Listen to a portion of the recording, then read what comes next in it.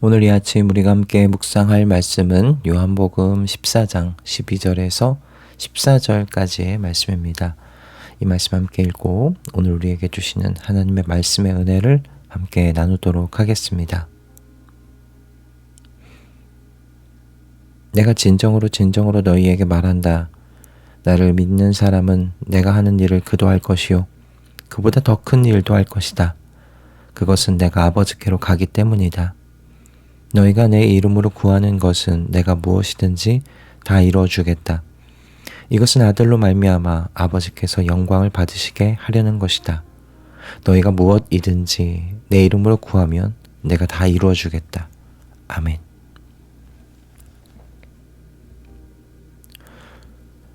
그리스도인이 된다는 건 하나님의 자녀라는 그런 명칭을 받는 것이 아닙니다. 그리스도인이 된다는 건 일하는 사람이 된다는 의미입니다. 오늘 말씀이 이 사실을 우리에게 일깨워주고 있는데요. 12절 말씀입니다. 내가 진정으로 너희에게 말한다. 나를 믿는 사람은 내가 하는 일을 그도 할 것이요 그보다 더 큰 일도 할 것이다. 그것은 내가 아버지께로 가기 때문이다. 이 말씀에서 가장 먼저 알 수 있는 건 그리스도인이 된다는 건 예수님께서 이 땅에서 하신 일들을 계승받는다는 의미라는 겁니다. 나를 믿는 사람은 내가 하는 일을 그도 할 것이요. 그렇지 않습니까? 그래서 우리 자신에게 먼저 물어봐야 하는 건 여러분 자신을 지금 어떻게 생각하고 계시느냐라는 거예요. 그리스도의 제자가 되었고 하나님의 자녀가 되었습니다. 그런데 그렇게 존재가 바뀌었다고 생각하는 것으로 지금 끝내시는 건 아니신가 하는 겁니다. 여러분, 그리스도인이 되었다는 건 이제 그리스도께서 이 땅에 하셨던 일들을 이어가는 작은 예수로 살아가게 된 어떤 그런 사명을 받았다는 것, 그것이라는 것을 여러분 잊지 마실 수 있기 바랍니다. 그리스도인은 예수님처럼 일하는 사람들입니다. 그런데 이렇게 일한다 말하면 오해하는 분들이 계실 수도 있을 것 같아요. 예수님께서 이 땅에 계실 때 사람들을 치유하셨고 귀신을 내쫓으셨던 것처럼 그럼 그리스도인도 그렇게 일하는 것 아니냐 오해하실 수도 있으실 것 같다는 겁니다. 물론 예수님께서 그렇게 일하셨죠. 치유하셨고 죽기의 사역을 하셨습니다. 그리고 그런 일들을 이어갈 수 있을 거예요. 그러나 모든 그리스도인들이 그런 방식으로 일하는 건 아니죠. 여러분, 예수님께서요 이 땅에서 사역하실 때 가장 중요하게 여기셨던 사역은요 치유와 죽기와 같은 그런 사역이 아니었습니다. 가장 중요하게 여기셨던 사역은 하나님 나라를 가르치시는 것이었어요. 치유와 죽기의 사역의 그 의미도 사실 이 땅에 예수님과 함께 임하기 시작한 하나님의 나라가 어떤 나라인지를 보여주기 위해서 우리의 눈높이에서 가르치시는 목적이 있으셨던 것이지 치유와 죽기 그 자체로 목적이 있으셨던 건 아니라는 것이었습니다. 그러므로 이 땅의 그리스도인들은 예수님께서 공생의 기간, 이미 시작된 하나님 나라를 전하시고 보여주신 것과 같이 그런 일들을 이어가야 하는 사명을 가지고 있는 겁니다. 그런데 그렇다면 그보다 더 큰 일도 할 것이다 라는 그 뒤에 이어진 이 말씀의 의미는 뭘까요? 하나님 나라를 전하고 보여주는 일보다 더 큰 일이 있는가?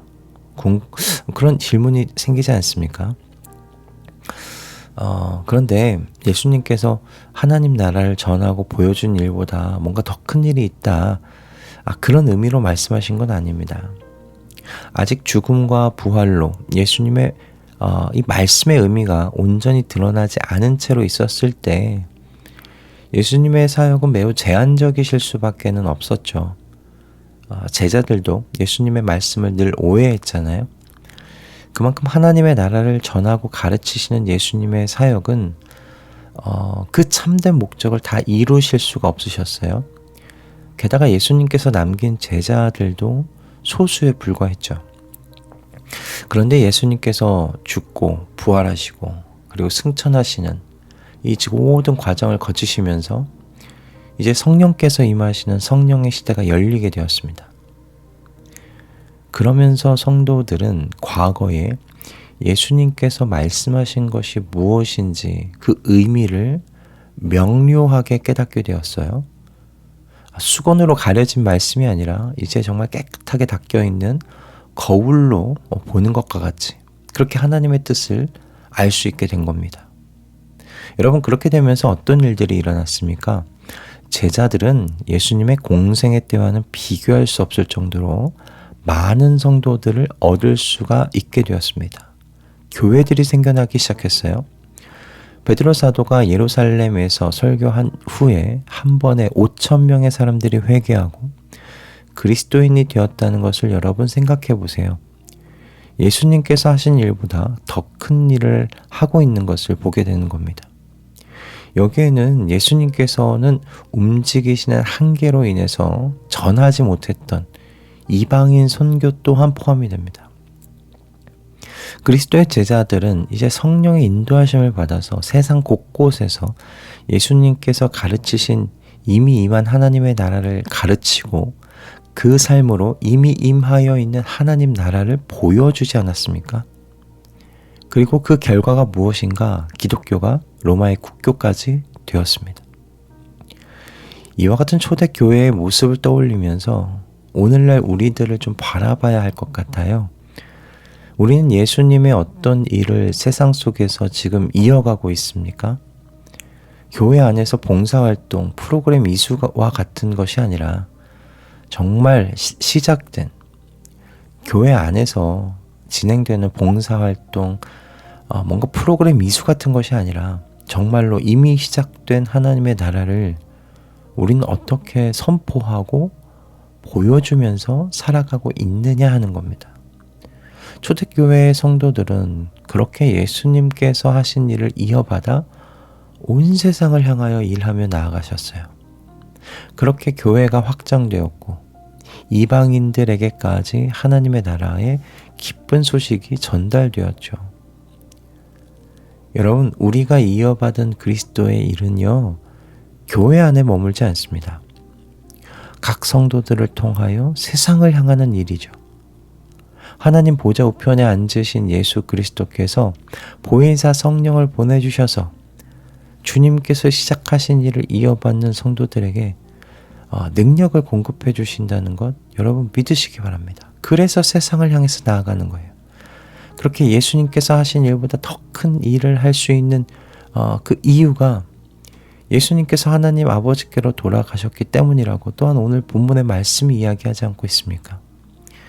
예수님께서 하나님의 아들로서 가지시는 권위와 능력을 성령을 통해서 이 땅에서 주님의 일을 이어가는 성도들에게 지금 임하게 해주고 계시기 때문에 이제 우리는 예수님이 하신 일보다 더 큰 일을 지금 할 수가 있게 된 겁니다.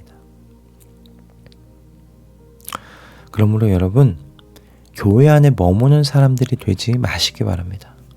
교회에서 듣고 배운 이미 임한 그 하나님 나라의 소식을 여러분이 살아가는 세상의 현장에서 말하고 살아서 예수님께서 하셨던 일을 이어 행하는 주님의 제자들 되시기를 바랍니다.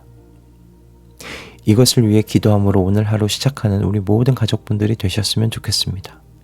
여러분, 우리는 주님과 같이 세상 속에서 일하는 사람들입니다. 이미 시작된 하나님의 나라를 우리의 삶의 모든 현장에 퍼뜨리는 주님의 꽃씨들이 되십시다. 그렇게 오늘 하루 살아가 보십시다. 할렐루야. 기도하겠습니다. 주님, 저희를 주님의 일의 동역자로 불러주심에 감사드립니다. 연약하고 부서지기 쉬운 정말 이 보잘것없는 사람들을 주님의 일을 이어가는 일꾼들로 부르신 이 영광을 귀하게 여기는 저희 되게 하여 주시옵소서. 그리스도인이 되었다는 것으로 끝나는 것이 아니라 이 땅의 작은 예수가 되어서 주님의 일에 동참하는 자로서 오늘 하루를 또한 살아갈 수 있도록 인도하여 주시옵소서. 예수 그리스도의 이름으로 기도드립니다. 아멘.